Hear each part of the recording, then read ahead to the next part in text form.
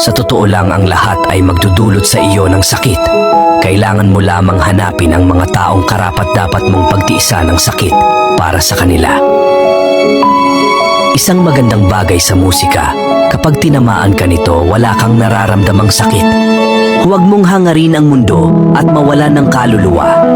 Ang karunungan ay mas mahalaga kaysa sa pilak o ginto. Mahalin ang buhay na iyong tinatamasa. Mabuhay ka sa buhay na mahal mo. Kung ito ay kahanga-hanga, hindi ito madali. Kung madali ito, hindi ito kahanga-hanga. Kung ito ay karapat-dapat, hindi ka susuko.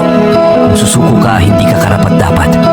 Kapag ang isang pintuan ay sarado, hindi mo ba alam na may isang pintuan na bukas? Buksan ang iyong mga mata, tingnan ang iyong kalooban. Kontento ka na ba sa buhay na iyong nilikha? Ngayon, nahihirapan ang mga tao na hanapin kung ano ang totoo. Ang lahat ay naging sintetiko, kaya maraming tao, ang gusto lang nila ay umasa na lang sa pag-asa.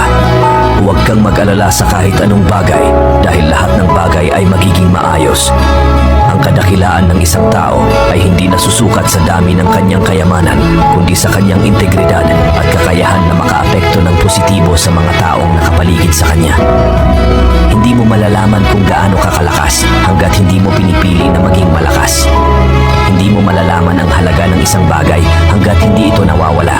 At kapag ito ay nawala na, hindi mo na ito maibabalik pa. Minsan lang sa iyong buhay, at tunay akong naniniwala na makakakita ka ng isang taong ganap na magpapabago ng iyong mundo.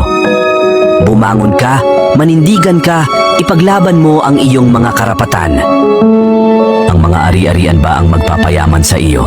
Wala akong ganitong uri ng kayamanan.